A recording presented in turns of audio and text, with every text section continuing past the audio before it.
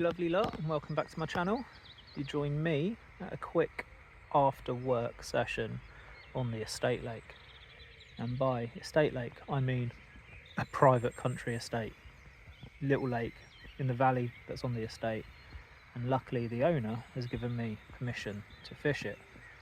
It's about 10 minutes from my work, even though, you know, it's his brother that owns this estate. So I've come up and quickly put 2 rods out. Let me just turn it around. So my 2 rods are there. And the reason they're there is because the fish, where are they? Are here. When I turned up, they were all in this area here. So I've put my rods out. My left hand one's on a single with a handful of crushed manila over the top, and the right one's a solid bag.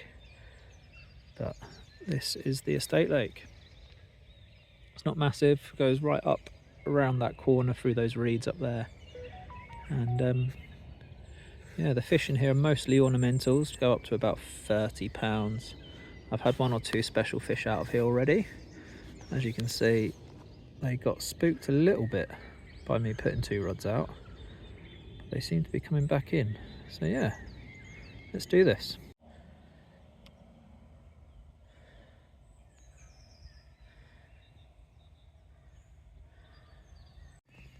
So this is what I love about places like this.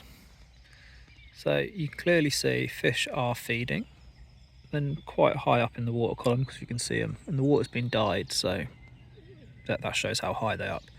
But they've never really been fished for. See if you can get them over here. There they are. Big old ornamentals bubbling in the background. It's kind of what I love about fishing. That one was boshing out over there a minute ago. But it's a challenge to figure out how to get these fish on the bank, because they've never seen a boilie, they've never seen a pop-up. You know, the 2 other people that do fish this place, being the gamekeeper and the owner occasionally, only fish with pellet, and all the fish I've had out have been on solid bags with mini mix pellet and commando tackle fake corn, which I do have on the right hand rod, but never from the margins, only from the middle.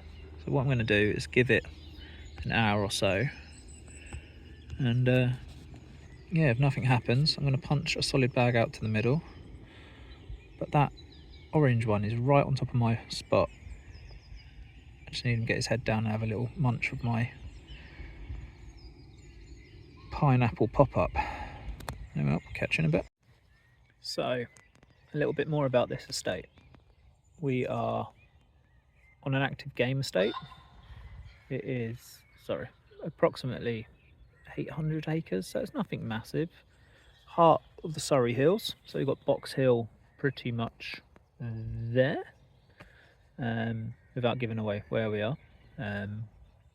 But yeah, this is a active game estate, so I've had to let the gamekeeper know I'm here because he's always out prowling the hills. There is 3 lakes on this estate, but this is the only one that the owner has given us permission to fish.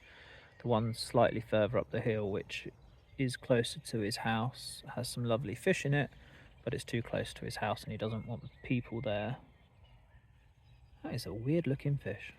And then there's one further down that way, which is too close to the public road, so he doesn't want people seeing the fact that we're fishing this lake, which is understandable because he doesn't want people on his land naturally.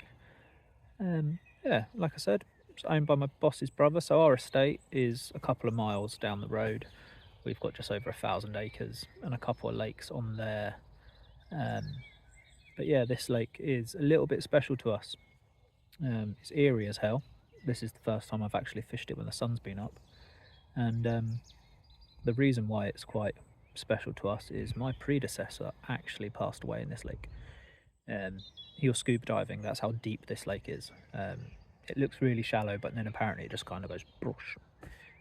He was scuba diving in this lake and had a heart attack. So you know, it's because of this lake I actually have a job. So it's quite special in that sense. It's full of mostly ornamentals. What I'll do if I can figure out how to do it is I'll attach the photos of the fish I've had out of here before.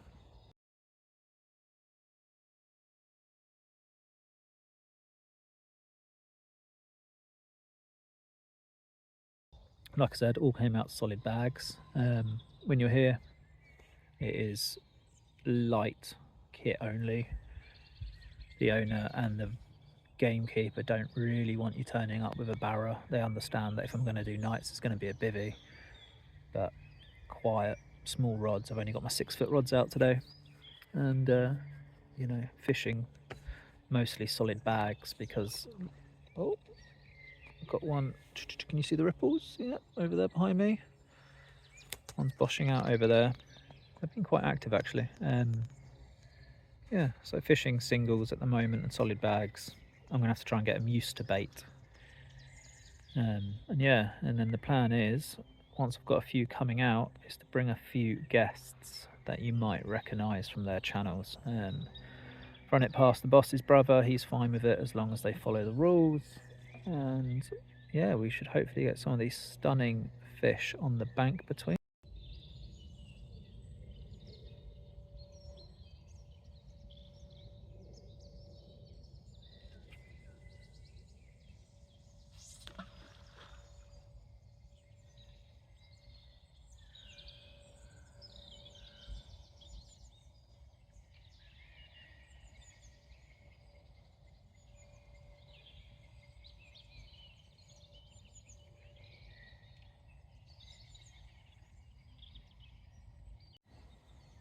So had a quick change up. I moved the right hand rod that was fishing over there in front of that bench. I've now taken it, put it out in the middle in line with that silver birch which is there, and put it on a solid bag. Oh, got some nice little bubbling going on there. Yeah, I've seen a few boshing and it was too good an opportunity to miss. So they're all still doing what they're doing down this end, but the one that I saw bosh up there was significantly bigger. And this lake, or my success on this lake, has mostly come from solid bags. So I'm gonna enjoy this sunset. Hope these rods make a noise soon and keep introducing bait in front of my right hand spot. If I see the fish show anywhere else, I'll do what I can do and put one on it.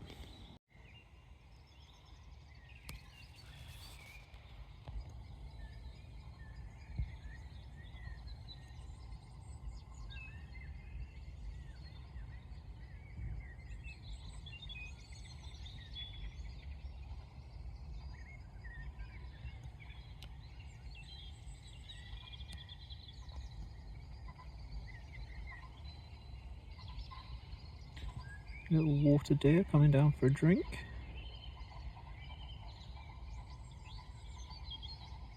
This is what I mean. This estate is, it's wild. This lake is wild.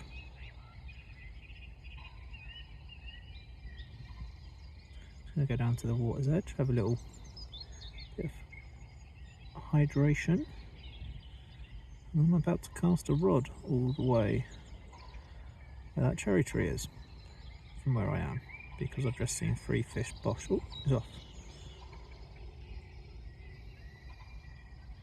Where are you off to, buddy? He hasn't spotted me. Back to the shelter of his tree line. There you go. Back to fishing. I'm about to punch one up in line with that tree because that's where I've just seen 2 or 3 shows.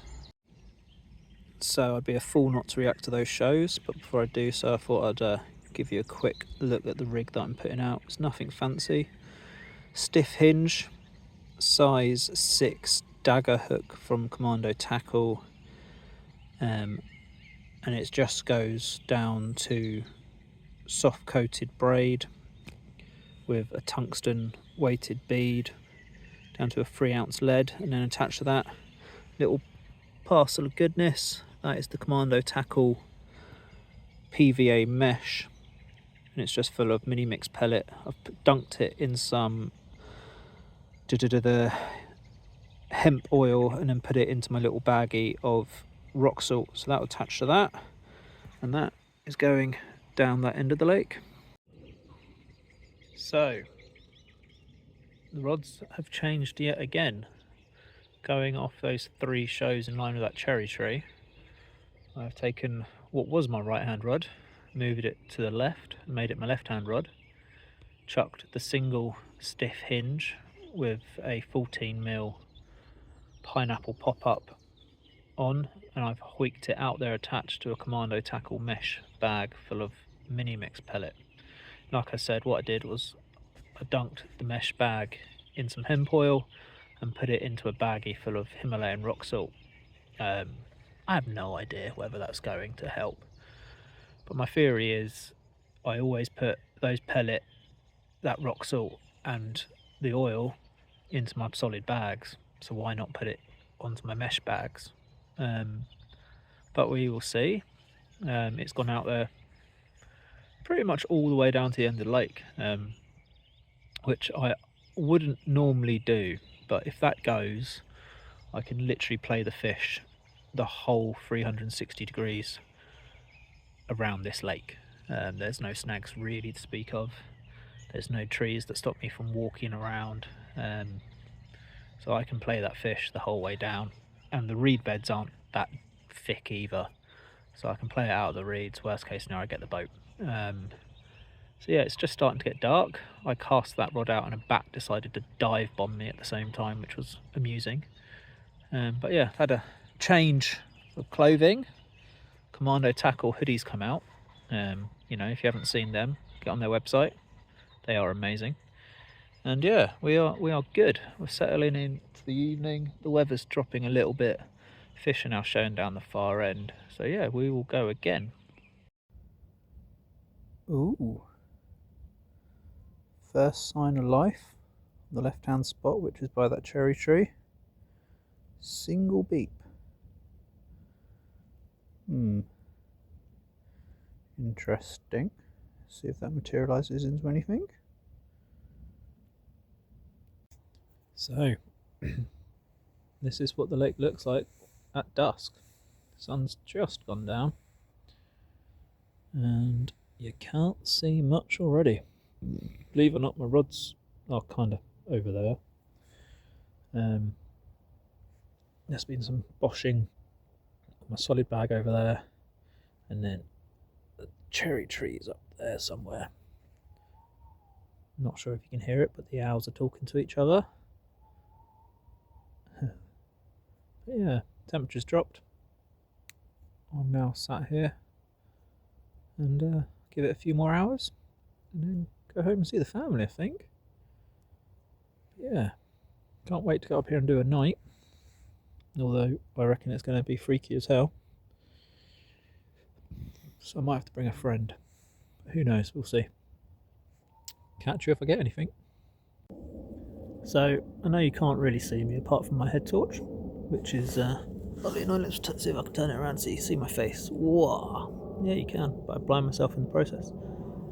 So the peaceful nature of this lake is currently being absolutely wrecked, because behind me, about a mile, is a boarding school, and they must be having some hell of a party up there, because all I can hear is screaming voices and a megaphone. Let's see if you can hear it. Sounds like they're murdering people.